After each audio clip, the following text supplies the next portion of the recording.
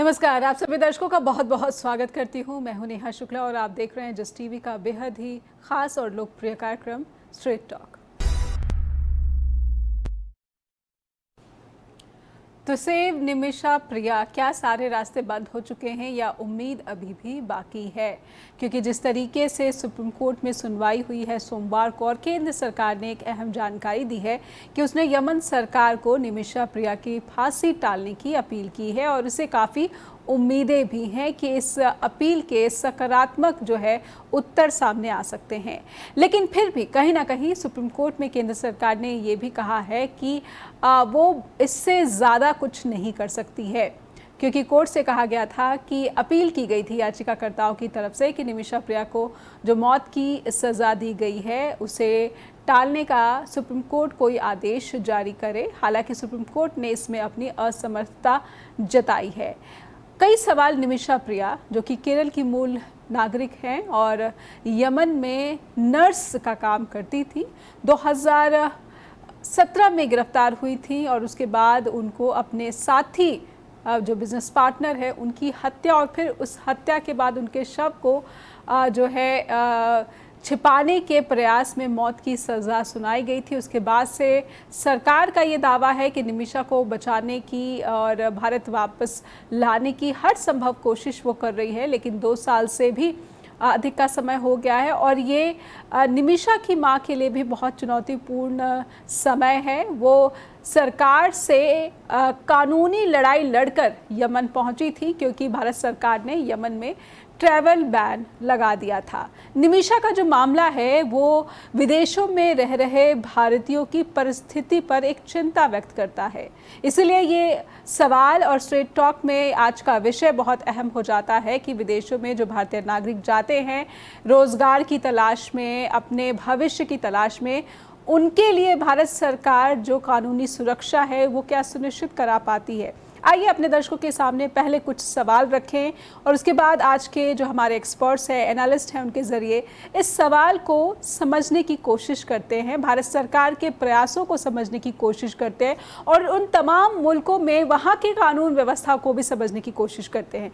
क्या केरल की नर्स निमिषा प्रिया को बचाना नामुमकिन है? हर संभव कोशिश, और ये हर संभव कोशिश किस समय सीमा पर जाकर लाचार नजर आने लगती है? भारत सरकार के इस बयान के क्या मायने निकाले जाने चाहिए? ब्लड मनी का पूरा भुगतान क्यों नहीं किया जा सका? ये जानकारी है कि आधी रकम जो है वो जो मेहदी है, जिनकी हत्या की दोषी निमिषा प्रिया करार दी गई हैं, उनके वकील को आधी रकम ही इंडियन एम्बेसी की तरफ से ट्रांसफ़र की गई थी।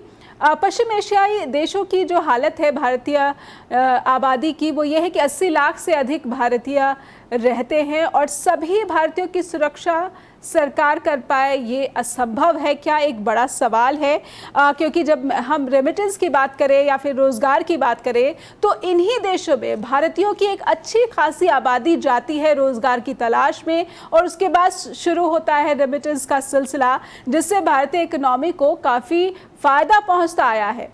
नागरिक सुरक्षा और भारत सरकार की कोशिशों पर इसलिए सवाल है। आइए हम स्वागत कर लेते हैं हमारे आज के मेहमानों का। हमारे साथ जुड़ चुके हैं professor Mohammad Khalid, political analyst हैं, professor Brahmadeep Alune, foreign issues expert है। बहुत बहुत स्वागत करती हूँ मैं दोनों का ही। और शुरुआत में ब्रह्मदीप अलूने आपसे करना चाहूँगी।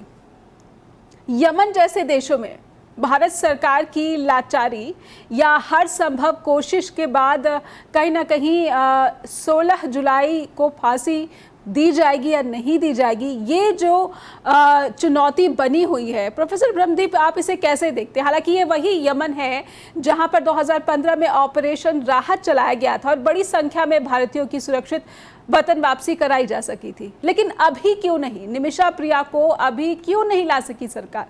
जी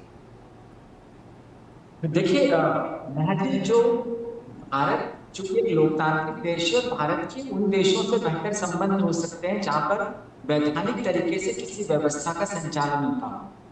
और यही कारण है कि जो पश्चिम एशिया के बहुत सारे देश हैं, आप सऊदी अरब ले लें, कतर ले लें, कतर से हमारे 7 नौसैनिकों को, नौसेना अधिकारियों को बचाया गया था, या ईरान ले लें, तो ये सारे जो देश हैं यहाँ पर व्यवस्थाओं का रूप अलग अलग हो सकता है, लेकिन अंततः वहां पर वैधानिक व्यवस्थाएं काम करती है। लेकिन जब आप यमन की बात करते हैं तो यमन में लगातार तकरीबन 1 दशक से गृहयुद्ध चल रहा है। यमन जो है वहाँ पर बहुत सारे कबीले रहते हैं और ये जो कबीले हैं ये न केवल यमन का बहुत आक्रामक इतिहास रहा है और करीब 80-90 साल पहले तो वो भारत के अंतर्गत ही आता था, क्योंकि जो अंग्रेजों की बॉम्बे प्रेसिडेंसी हुआ करती थी उसके अंतर्गत यमन आता था, यहाँ से जहाज जाया करते थे या वहां से आया करते थे। तो वहां पर न केवल कबीले हैं लेकिन शिया और सुन्नी के आधार पर वो दो भागों में बटा हुआ है। तो जहां पर सुन्नी रीजन में कुछ इलाके ऐसे जहां पर सऊदी अरब का प्रभुत्व है, जहां पर जो है वो यूएई समर्थन करता, ऐसे कुछ इलाके हैं। लेकिन जो दूसरे इलाके हैं वहां पर जो ईरान समर्थित हुतियों का कब्जा है और हुती जो है वो बहुत ही आक्रामक, वो टेररिस्ट ग्रुप कहा जाता है जिसने 1000 मील दूर इजराइल पर हमला करके दिखाया। इसका मतलब है कि आप समझिए कि हुथी जो है, ईरान से दुनिया डरती क्यों है? क्योंकि हुथियों के पास बैलिस्टिक मिसाइल तक है, मतलब वो इतने मजबूत है। दूसरी बात है कि हुथियों ने जिन इलाकों पर कब्जा करके रखा इसमें सना भी है जो यमन की राजधानी है, और उसी सना में जो है वो बंदी बनाकर निमिषा को रखा गया है। अब बात यह है कि भारत, देखिए, भारत और यमन के राजनीतिक संबंध है, भारत और यमन के जो अधिकारी वो मिलते रहे हैं, लेकिन जब आप हूती समर्थित आ जाती है तो फिर यहाँ पर दिक्कतें बढ़ जाती है, क्योंकि हूतियों का जैसा जैसा कब्जा होता जा रहा है तो तमाम उसके बावजूद अफगानिस्तान में आप सोचिए कि तालिबान को आज तक हम मान्यता नहीं दे सकते, जबकि अफगानिस्तान से हमारे सांस्कृतिक सरोकार है, हमारे ऐतिहासिक संबंध है, हमारे सभ्यताओं की निशानी अफगानिस्तान में।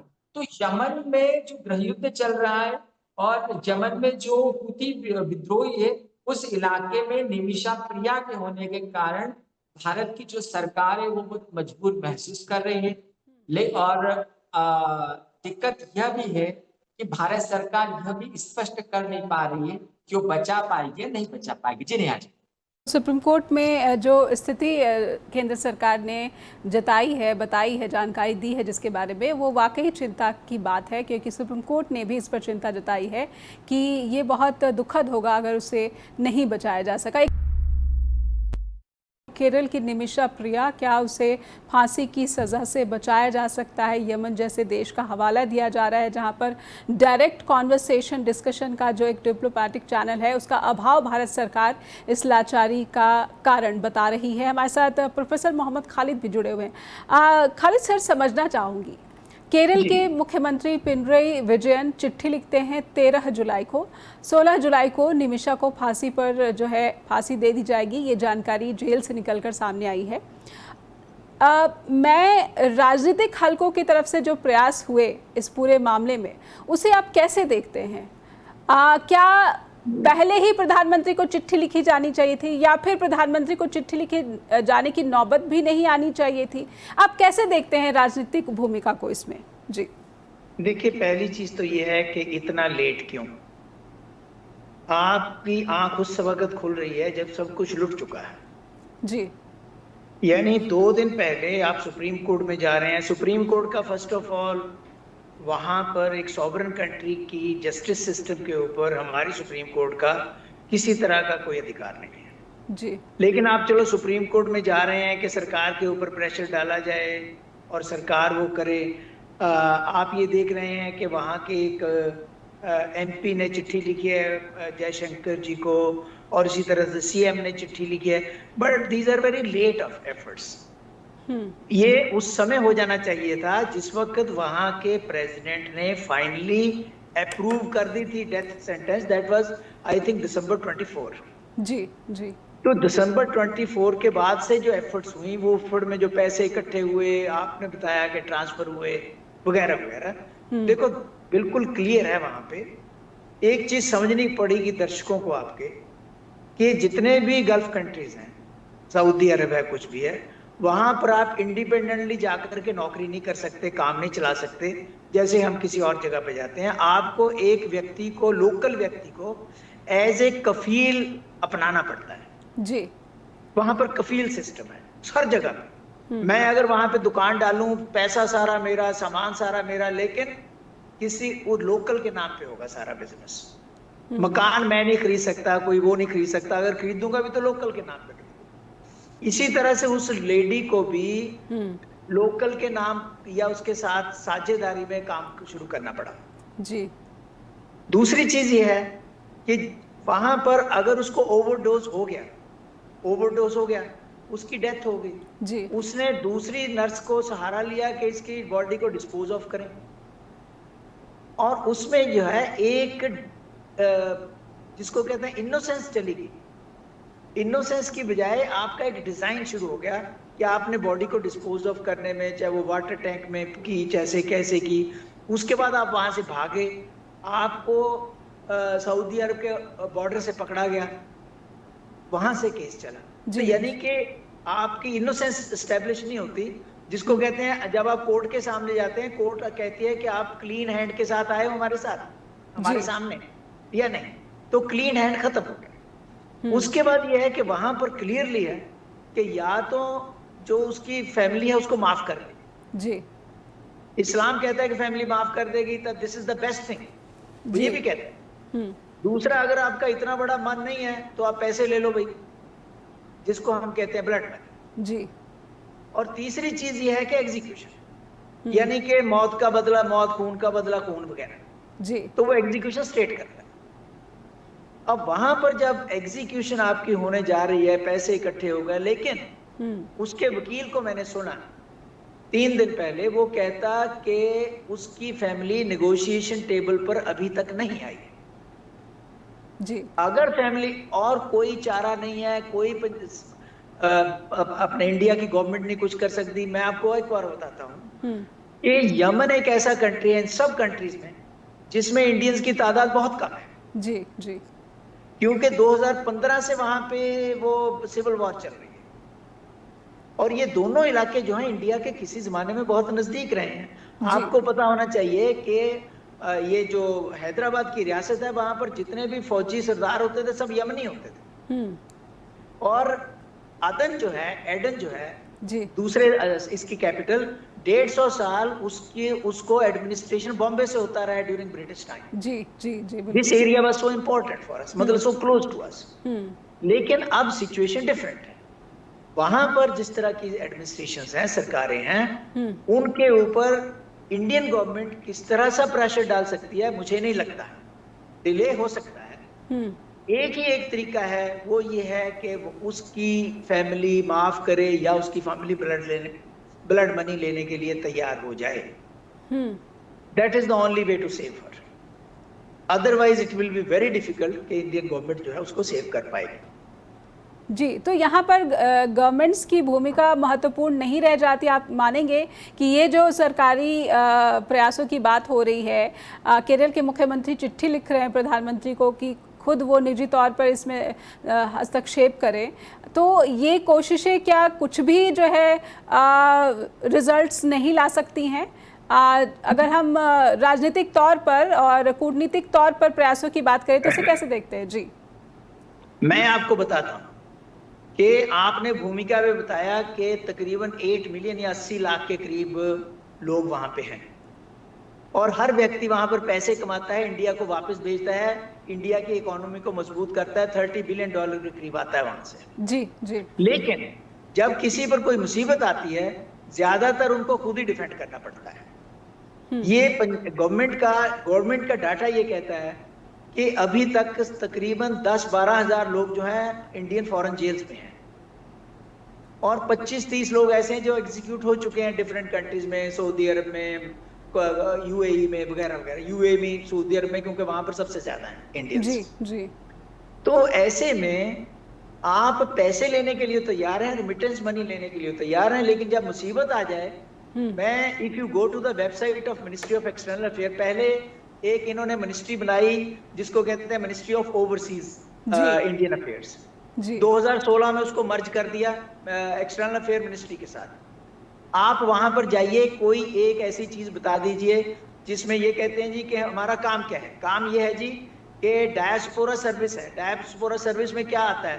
फाइनेंशियल सर्विस आ गई, पासपोर्ट आ गई, किसी की सर्टिफिकेट अटेस्टेशन करना है वो आ गया।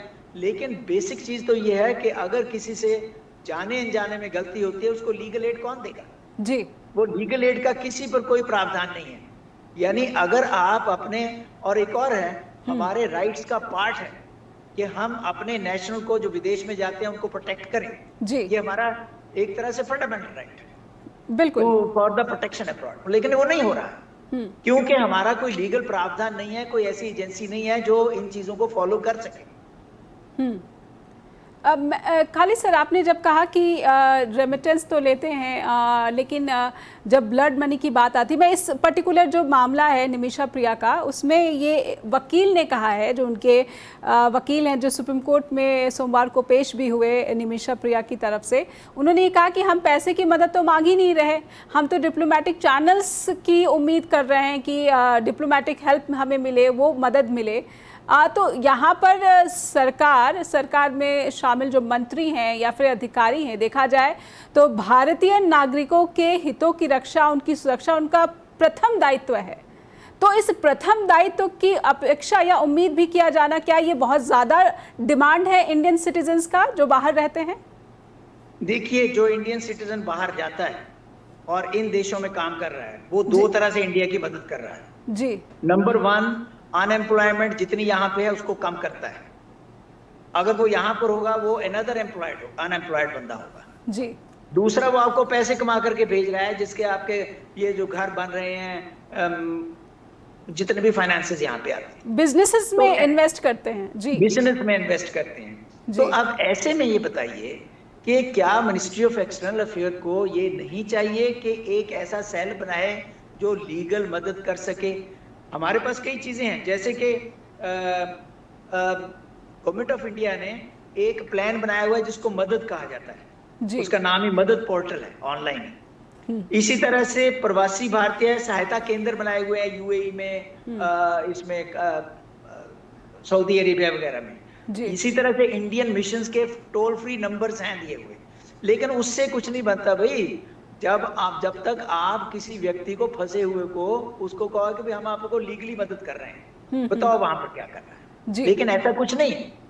और फिर वो भी कभी मिनिस्ट्री ऑफ एक्सटर्नल अफेयर के पास जाओगे, आप कभी मिनिस्ट्री ऑफ होम अफेयर्स के पास जाओगे। अगर फॉर एग्जाम्पल आपने बॉडी वहां से वापस लानी है, किसी की डेथ हो गई या कुछ हो गई, आपको इंटर मिनिस्ट्री कहीं कहीं घूमना पड़ता है, तब जाकर के आप वो करते हैं। फिर ये नहीं क्लियर है कि उसके पैसे कौन देगा। कई बार एनजीओ दे देती हैं, कई बार जिसके पास पैसे होते हैं वो अपनी बॉडी लेता है। तो बड़े हेजी एरियाज हैं जहां पर हम एनआरआईज की मदद नहीं करते जिस तरह के होनी चाहिए जी, बल्कि उनको परदेश में बेसहारा छोड़ दिया जाता है। एक छोटा सा ब्रेक लूंगी मैं, इससे पहले कि एक अगला सवाल प्रोफेसर ब्रह्मदीप अलूने से हम दर्शकों तक उसका उत्तर पहुंचा पाने में सफल रहे। और केरल की निमिषा प्रिया, क्या उसे बचाया जा सकता है? क्या उसे बचाने के रास्ते अभी मौजूद हैं? उम्मीदें अभी बाकी हैं? सुप्रीम कोर्ट में सोमवार को जो सुनवाई हुई है उसमें कुछ सकारात्मक बातें केंद्र सरकार की तरफ से जो जानकारी आई है उसके हवाले से हम ये कह पा रहे हैं कि कुछ उम्मीदें बाकी हैं। हमारे साथ प्रोफेसर ब्रह्मदीप अलूने लगातार बने हुए। प्रोफेसर ब्रह्मदीप अलूने, इससे पहले कि मैं सुप्रीम कोर्ट में जो वाकया हुआ, जो सरकार ने जानकारी दी, उस उम्मीद को आपके ज़रिए थोड़ा स्पष्ट तरीके से अपने दर्शकों तक पहुंचाऊं, मैं समझना चाहती हूँ उस ट्रैवल बैन को जो भारत सरकार ने यमन के लिए लगा दिया, और उस ट्रैवल बैन के तहत निमिषा की मां जो अपनी बेटी को बचाने की कोशिश करने के लिए यमन जाना चाहती थी, उनको हाई कोर्ट जाना पड़ा और सरकार से मंजूरी लेनी पड़ी, उसके बाद वो यमन जा सकी। यहाँ भी सरकार की जो भूमिका है वो संदिग्ध है और सवालों के घेरे में है। आप की ही नागरिक है, वो परदेश में किसी विशेष परिस्थिति में फंसी हुए वहाँ के जो कठोर कानून है उनका सामना कर रही है। आपने उस देश में ट्रैवल बैन लगा रखा है और उस परिवार की लाचार और बूढ़ी माँ केरल नहीं दिल्ली हाई कोर्ट आकर ये फरियाद करती है, फिर उसे इजाज़त मिलती है। इस सरकार की ये जो व्यवस्थाएं हैं परदेश में मौजूद भारतीय नागरिकों के लिए, ये निमिषा का केस जो है कितना जो है संवेदनशील है और संवेदनहीनता सरकार की भी दर्शाती है। जी देखिए नेहा जी, केस संवेदनशील है, बिल्कुल ये सही है, लेकिन सरकार संवेदनहीन सरकार को इससे नहीं कह सकते क्योंकि जब हुथियों और बाकी जो रिजीम है उनके बीच संघर्ष हुआ तो भारत सरकार ने बाकायदा विमान भेजे कि जो यमन में फंसे हुए लोग हैं वो वापस भारत लौट आए। देखिए, भारत सरकार किसी को जबरदस्ती किसी देश में नहीं भेजती। हम अपने नागरिकों को, अगर सरकार ने किया और अगर किसी परिवार की माँ चाहती है कि उस देश में जाकर अपनी बेटी को बचाने की कोशिश मैं करना चाहती हूँ, मुझे जाने दीजिए, तो ये तो डिप्लोमेटिक स्तर पर या फिर जो है गृह मंत्रालय या विदेश मंत्रालय के स्तर पर कर दिया जाना चाहिए था, ना कि उनको कोर्ट का दरवाजा खटखटाना पड़ता। मैं इस स्तर की जो संवेदनशीलता की बात कर रही हूँ। जी देखिए, सबसे पहली बात तो कि सरकार जो है यमन में फंसे हुए जो लोग थे उनको निकालना चाहती थी, लेकिन निमिषा प्रिया, वो अपने जो जी अपने हितों को देख रही थी वो यमन में, इसलिए वापस नहीं लौटी। जी दूसरी बात यह है कि जिन देशों से हमारे राजनीतिक संबंध है ही नहीं, उन देशों में यदि भारतीय नागरिक जाएंगे, आप ठीक ऐसी समझिए जैसे 1999 में हमारा एक विमान अपहरण करके कांधार में उतार लिया गया जी और हमको वहां पर आतंकियों को छोड़ के हमने बमुश्किल अपने बाकी नागरिकों को बचाया था। लेकिन यमन के साथ तो, अफगानिस्तान से तो हमारे संबंध थे क्योंकि वहां पर विद्रोही गुट जो दूसरा था सामने, उससे भी संबंधित थे। यमन में ऐसा कुछ है ही नहीं। तीसरी बात यह है कि आप कोई भी नागरिक जब किसी देश में जाता है तो उस नागरिक का यह कर्तव्य बनता है कि उस देश के नियमों का पालन करें। यदि आप उस देश के नियमों का पालन नहीं कर पा रहे हैं तो उस देश को छोड़ दे या अपने देश आप लौट आए। अब भारत सरकार जो है वो अपने नागरिकों का एक सीमा तक ही इस कारण से समर्थन कर सकती है या इस कारण से हेल्प कर सकती है कि जो भारतीय नागरिक है और जान बचाना चाहती है, इसी कारण तमाम उसके बावजूद भारत ने आज सुबह 10:30 बजे एक मेल किया गया है हुतियों को कि अभी आप फांसी जो है उसको मत दीजिए। अभी तक उसका जवाब नहीं आया जो खबरें आ रही है, लेकिन उसके बावजूद भारत सरकार अपनी कोशिशें कर रही है। पिछले दरवाजे की डिप्लोमेसी भी होती है, गुप्त कूटनीति निश्चित मैं तौर पर भारत उसी डिप्लोमेसी पे प्रोफेसर ब्रह्मदीप अल्लू ने आपका ध्यान आकर्षित करना चाहती हूँ। मैं उसी डिप्लोमेसी, उसी कूटनीतिक चैनल्स की बात कर रही हूँ जो ईरान के माध्यम से हूती प्रशासन तक पहुँचा जा सकता था। क्या इस स्तर पर प्रयास किया जाना ये सही नहीं होता, उचित नहीं होता? निमिषा को अगर बचाने का इरादा सरकार रखती है तो। जी, हमारे ईरान से बहुत अच्छे संबंध है, लेकिन ईरान की स्थिति बहुत क्रिटिकल है। ईरान कभी स्वीकार ही नहीं करता कि हुतियों को मदद दे रहा है। निश्चित तौर पर भारत ईरान के संपर्क में होगी और ईरान में भी 3 लोग जो अपने युवाओं का अपहरण हुआ था उसके बाद ईरान ने उनको वापस जो भी अपहरण करता थे उनसे मुक्त कराकर भारत भेजा।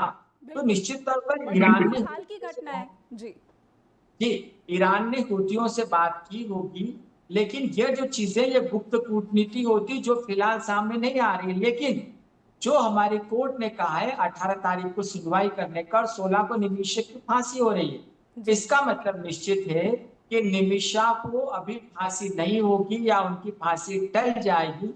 इसका मतलब है कि भारत सरकार उन देशों में भी अपने नागरिकों के लिए कोशिशें करती है जो गृह युद्ध से जूझ रहे हैं, उन नागरिकों के लिए भी कोशिश करती है जो कि अपनी जान को जोखिम में डालकर यमन जैसे गृह युद्ध जैसे प्रभावित देशों में जा रहे हैं। निमिषा जो है वो लाखों रुपया भारत की अपने घर बार को बेचकर यमन में अपना करियर देख रही थी। भारत में आप देखिएगा कि विभिन्न इलाकों में केरल से की जो तमाम नर्सेस होती है, भारत में बड़े बड़े हॉस्पिटल्स होते हैं, बहुत सारे अवसर होते हैं। अधिकांश देश के किसी भी शहर के किसी भी हॉस्पिटल में आपको केरल की नर्सेस मिल जाती है। जी, तो यहाँ पर कुछ न कुछ निमिषा की ओर से गलतियां हुई होगी और बस हम यही कह सकते हैं कि भारत की नागरिक है इसलिए वो बच जाए, लेकिन सरकार के प्रयास जारी है और वो सुप्रीम कोर्ट से लेकर कूटनीतिक स्तर तक नजर भी आ रहे हैं। ठीक है ब्रह्मदीप जी, जब सरकार सोमवार का दिन चुनती है हूती प्रशासन को मेल करने के लिए, तो सवाल वहीं आ जाते हैं कि जब से ये जानकारी आ गई, पिछले हफ्ते ये जानकारी आ गई थी कि 16 जुलाई वो दिन है जिस दिन निमिषा को फांसी दी जाने वाली है, और उसके बाद से सुप्रीम कोर्ट में ये सोमवार को सुनवाई होनी थी। ये कह सकते हैं कि फिर तो केरल सरकार की प्रयासों का नतीजा, याचिकाकर्ताओं के प्रयासों के तहत मजबूर होकर सरकार ने हूती प्रशासन तक जो है पहुंच बनाई और उसके बाद फांसी टालने की जो है अपील की है, जिसके बहुत पॉजिटिव रिजल्ट, वो दावा कर रही है कि पॉजिटिव रिजल्ट हो सकते हैं। प्रोफेसर मोहम्मद खालिद, फिर क्या हम ये माने और हमारे दर्शक भी ये समझे कि अगर हम सिलसिलेवार घटनाक्रम को आपस में जोड़ते हैं तो कहीं ना कहीं याचिकाकर्ताओं की बार बार की अपील सुप्रीम कोर्ट तक जो है पहुंच, और उसके बाद केंद्र सरकार की तरफ से ये जानकारी आती है कि हमने जो है ईमेल भेजा है और सकारात्मक परिणाम की हम उम्मीद लगाते हैं, सुप्रीम कोर्ट को ये जानकारी दी गई। जी देखिए, ऐसा है कि इससे पहले कि मामला सुप्रीम कोर्ट में पहुंचे, सरकार को पता था कि किसी व्यक्ति को फांसी की सजा हुई है और फाइनल उस पर मोहर लग गई है दिसंबर 2024 में। 5 महीने हो गए। उसी समय से प्रयास क्यों नहीं शुरू किए गए, नंबर 1। दूसरी बात यह है कि 10-12 दिन से पहले सरकार की तरफ से कोई बयान नहीं था कि हम डिप्लोमेटिक एफर्ट्स के साथ उसको रिलीज करवाने की कोशिश कर रहे हैं। ये तो अब जब सीएम भी चिट्ठी लिख रहा है, वहां के वो भी लिख रहे हैं, एमपीज भी लिख रहे हैं, सुप्रीम कोर्ट में भी केस चला गया और सुप्रीम कोर्ट ने ये कहा कि ठीक है हम ये फैसला ये सुन लेते हैं, लेकिन इसकी एक कॉपी जो है वो अटॉर्नी जनरल के यहाँ दे दो। अटॉर्नी जनरल के दे तो नेचुरली अटॉर्नी जनरल बाउंड हो गया अपना जवाब देने के लिए। उसके बाद ये सारा कुछ हुआ है। उससे पहले गवर्नमेंट ऑफ इंडिया की तरफ से कोई सक्रिय या कोई टेंजिबल एफर्ट, किसी तरह का कोई बयान, कोई डिप्लोमेटिक चीज नहीं थी। अब होगी, चलो ठीक है, देखते हैं कहां तक हो सकता है सफल हो जाए। लेकिन बात यह है कि जैसे हम अपने पर्सनल लाइफ में भी देखते हैं, जैसे भी किसी चीज को आप डिले करते चले जाते हैं, उतना ही ज्यादा वो मसला गंभीर होता चला जाता है। इस समय मसला ये गंभीर है कि उसकी लाइफ 2 दिन के उसमें टंगी हुई है। 2 दिन बाद या उसको फांसी होगी या नहीं होगी। अगर नहीं होगी तो इसमें बहुत एफर्ट करनी पड़ेगी, या उसकी फैमिली जो है उसको किसी तरह से मनाए कि भी आप ब्लड मनी ले लो और उसको माफ करो तो वो अपने घर में आए। दूसरी बात ये है, जब आप बाहर जाते हैं, सिर्फ इस लड़की की बात नहीं है, जब जितने भी विदेश में हमारे लोग जाते हैं वो बैक होम फ्लाउंटिंग करने के लिए वहां पर बड़े बड़े लोन भी ले लेते हैं, बड़ी बड़ी कारें भी दिखाते हैं, बड़ा वो दिखाते हैं कि हम बड़े सक्सेसफुल हैं, होते नहीं वो सक्सेसफुल। इसी तरह से इस लेडी ने क्या किया, जब इसने नौकरी छोड़ी, नौकरी छोड़ करके इसने सोचा कि मैं अपना क्लिनिक शुरू करूंगी, तो उसने अच्छा खासा पैसा इन्वेस्टमेंट के लिए बोरो किया होगा। इसी वजह से जब गवर्नमेंट ने कहा कि भी ये मामला, ये जो है अनसेफ जगह हो गई है 2015 के बाद लड़ाई झगड़े की वजह से बेट, और 2015 में ही मेरा ख्याल है उसने क्लिनिक खोला है, वो 2015 में ही ये शुरू हो गया, तो वो वापस नहीं आ सकती थी कि उसने पैसा ही इतना उठा रखा था, वो कैसे वापस करेगी। वो तो पहले बेचारी अपने बूढ़े माँ बाप की मदद करने के लिए वहां पर गई थी कि 4 पैसे बन जाएंगे। अगर जब उसने इन्वेस्टमेंट कर दी, वो वापस आएगी तो वो पैसा कौन उठाएगा जी। तो ये उसके लिए बड़ी चिंता की बात थी। इसी वजह से वो बेचारी फंसी रही, और फंसने में उसका पास वहां पर ये होता है, मैं आपको बताऊं कि जब भी कोई इंडियन वर्कर जाता है उसका सबसे पहले वो पासपोर्ट अपने कब्जे में कर लेते हैं। इसका भी अपने कब्जे में किया हुआ था उन्होंने जी, और इसी वजह से ये सारा कुछ हुआ जी। हम लगातार कोशिश कर रहे हैं उस मुद्दे को समझने की, उस जटिलताओं को समझने की जो सीधा निमिषा प्रिया की ज़िंदगी का सवाल है, उससे जुड़ा हुआ ये कूटनीतिक विषय है जो भारत सरकार की डिप्लोमेसी पर भी कई सवाल लगातार उठा रहा है। हमारे साथ प्रोफेसर ब्रह्मदीप अलूने जुड़े हुए हैं। प्रोफेसर ब्रह्मदीप अलूने, डिप्लोमेसी की भाषा में अगर किसी मसले पर खामोशी या देरी होती देखी जाए तो इसे क्या समझा जाए? खासकर अगर वैश्विक परिस्थितियों या फिर अगर मैं क्षेत्रीय परिस्थितियों का हवाला दूं कि इस वक्त ईरान की जो स्थिति है, इस वक्त हूतियों की जो स्थिति है, इसमें डिप्लोमेसी भारत की तरफ से कमज़ोर या फिर लाचार अवस्था में देखा जाना अपने आप में आपको चौंकाता है कि कहीं ना कहीं भारत की कूटनीतिक या भारत को अपने पाले में करने की जो कवायद है वो सबकी तरफ से हो रही है। और फिर निमिषा प्रिया का केस आ जाता है जहां पर इंडियन डिप्लोमेसी जो है वो थोड़ा समय लेती हुई या फिर खामोश दिखती है या फिर अस्पष्ट दिखती है। तो डिप्लोमेसी की ये जो लैंग्वेज है जो इंडियन गवर्नमेंट अपना रही है, ये असल में क्या मायने हैं इसके? जी देखिए 1979 में ईरान में विद्रोह हुआ था, इस्लामिक क्रांति की। उसके बाद तकरीबन 450 दिनों तक अमेरिकी राजनयिकों को ईरान में बंदी बनाकर रखा गया और अमेरिका कुछ भी नहीं कर पाया। तमाम कोशिशें की अमेरिका ने, अमेरिका कुछ नहीं कर पाया। ऐसी दुनिया में आपको कई मिसालें मिलेगी, क्योंकि जहां पर अस्थिरता होती है वहां पर डिप्लोमेसी कुछ कर ही नहीं सकती, क्योंकि यमन जैसे देशों में तमाम तरीके के कबीले काम करते हैं और आप किस किस कबीले से बात करेंगे।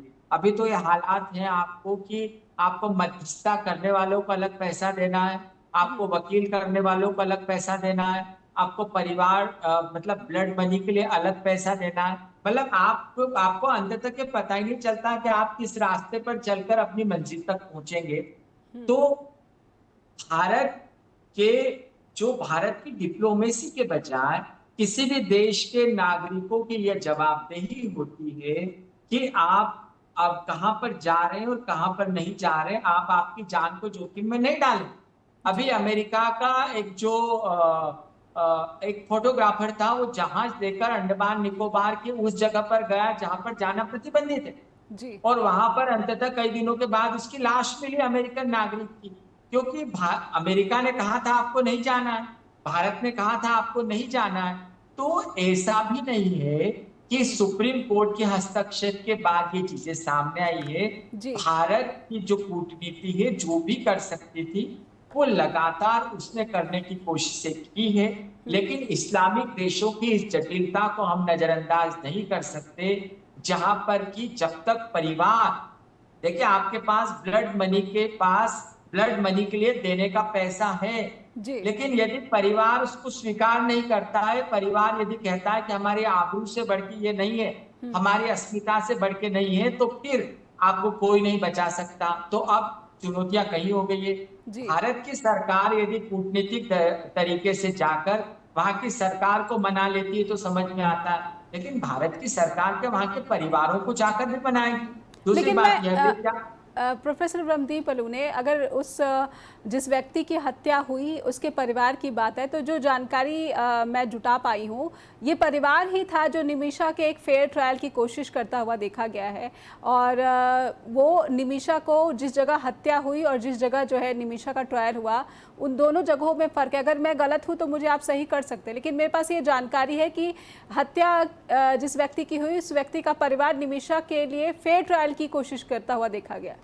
जी नहीं नेहा जी, देखिए जितना मैंने पढ़ा है या जितनी जानकारी मेरे पास है, निमिषा के परिवार को, क्योंकि वो जो कबीले होते हैं और यमन के जो कबीले वो बहुत आक्रामक, उन्होंने भारत की जमीन पर भी हमला किया।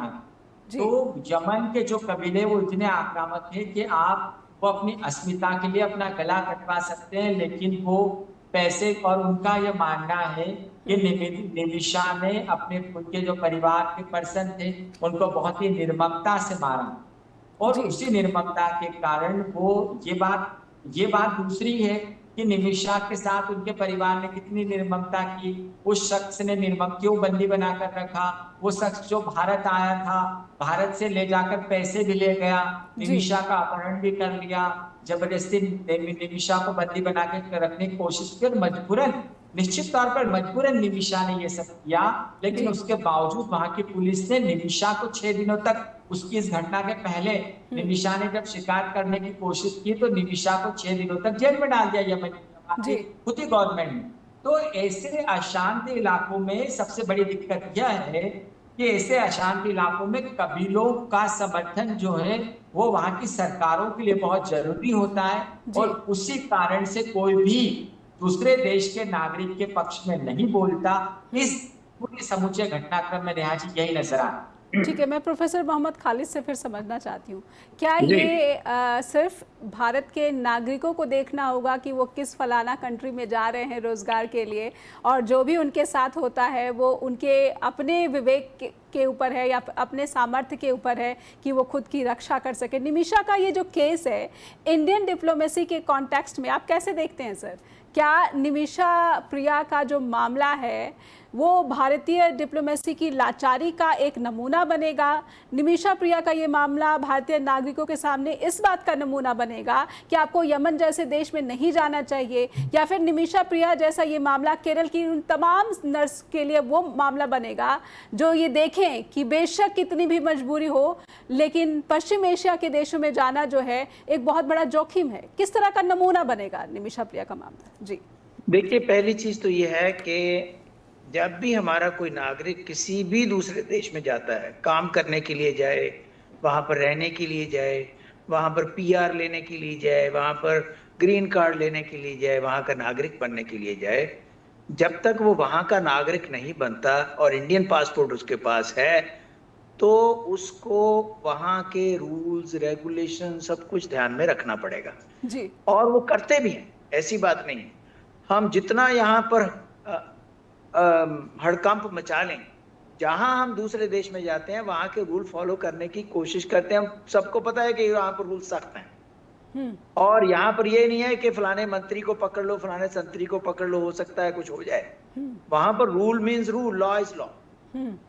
तो ऐसे में वो सुधर जाते हैं, लेकिन फिर भी ह्यूमन बीइंग है। कई बार in the spur of the moment, कई बार किसी तरह से जानबूझ करके भी होते हैं। अगर लोग सोचते हैं कि नहीं यहाँ पर भी वैसा ही चलेगा, तो फिर वो लोग पकड़े जाते हैं जी। फिर वो they have to go through the trial. आपको पता होगा कि कुछ समय पहले वो जो कतर में पकड़े गए थे कुछ नेवी के लोग, नेवी ऑफिसर्स, और उसके बाद हमारा डिप्लोमेटिक चैनल से वो हुआ, उनको कहा कि आप इजराइल के लिए जासूसी कर रहे हो और उनको बचा लिया गया। लेकिन वो ब्लड मनी का मामला नहीं था, वो उसका मामला नहीं था, वहां पर कोई फैमिली इन्वॉल्व नहीं थी, वहां गवर्नमेंट इन्वॉल्व। जी जी। यहाँ पर फैमिली इन्वॉल्व है और यमन और इन कंट्रीज के लॉ के मुताबिक फैमिली की जो भी तरजीह होगी उसको इंपॉर्टेंस दी जाएगी। वो जो कहेगी वो होगा। अगर वो कहेंगे ठीक है हम पैसे ले लेते हैं अभी, चलो मामला रफा दफा हो गया, तो ये अलग बात है। या वो कहें नहीं ये पैसे भी नहीं चाहिए, माफ कर दिया, तो वो माफ हो गया। लेकिन फैमिली की प्राथमिकता नंबर 1 पे रहेगी। इसलिए डिप्लोमेसी वहां पर कुछ नहीं कर सकती जब तक फैमिली जो है वो उसको माफ मंजूर ना कर ले। जी हाँ जी। लेकिन अगर आपको ये ट्रायल था, मैं फिर कहूंगा कि गवर्नमेंट ऑफ इंडिया को जो इनकी जो मिनिस्ट्री ऑफ एक्सटर्नल अफेयर है या उसके साथ जो डायस्पोरा के साथ ओवरसीज लोगों के साथ डील करते हैं जो महकमे, वहां पर एक बाकायदा लीगल सेल होना चाहिए जिसकी इन कंट्रीज के बारे में जहां जहां पर हमारा डायस्पोरा है उसके लॉज की स्टडी करनी चाहिए और एक हेल्पलाइन होनी चाहिए कि कोई भी लीगल टेंगल में फंस जाए तो हमसे इमीडिएटली संपर्क करे। लेकिन अनफॉर्चुनेटली या किसी भी वजह से ये चीज अभी नहीं है। हो सकता है ये केस जो है वो सरकार की आंखें खोले, आगे को इस तरह का कोई प्रावधान किया जाए। बिल्कुल, ये ऐसा ना हो कि भारत का कोई युवा जो है भविष्य के लिए किसी दूसरे देश में जाए और ये भूल जाए कि वो इंडियन सिटीजन है। भारत एक ऐसा देश जिसे मदर ऑफ डेमोक्रेसी कहा जाता है और तेज़ी से उभरती हुई अर्थव्यवस्था कहा जाता है, और बहुत बड़े बड़े देश, छोटे छोटे देश जो है भारत के साथ व्यापार समझौता करने के लिए आतुर बताए जाते हैं। बहुत बहुत धन्यवाद करना चाहती हूँ प्रोफेसर मोहम्मद खालिद आपका भी, प्रोफेसर ब्रह्मदीप अलूनी आपका भी, कि भारतीय नागरिक जो बेहतर भविष्य बनाने के लिए विदेशों में जाते हैं क्या उन्हें भूलना चाहिए? आप हमें लिखकर भेजिए कि भारतीय नागरिक होना एक सम्मान की बात है, और जब बात सुरक्षा की आती है तो क्या भारत की सरकार से अपेक्षा जो है ये ज़्यादा जो है अपेक्षाएं हैं अपनी सरकार से, या फिर ये उसका संवैधानिक हक है कि वो सिर्फ कमाई के नियत से या फिर मजबूरी वश जो है वो विदेश में गया है और भारत सरकार को वो फ़ायदा भी पहुंचा रहा है परोक्ष तरीके से परिवार को पैसे भेजकर, लेकिन फिर भी उसकी सुरक्षा जो है इसके दायित्व से क्या भारत सरकार अपनी जो हाथ खींच सकती है या खुद को बचा सकती है? आप लिख कर भेजें info@justbroadcasting.com या फिर neha@justbroadcasting.com पर भी कि आपका इस पूरे विषय पर क्या सोचना है, क्या आप इस विषय के बारे में समझते हैं या भारत सरकार के दायित्व पर आपकी कोई राय है। बहुत बहुत धन्यवाद इस कार्यक्रम के साथ जुड़ने के लिए। लगातार देखते रहिए जस टीवी। नमस्कार।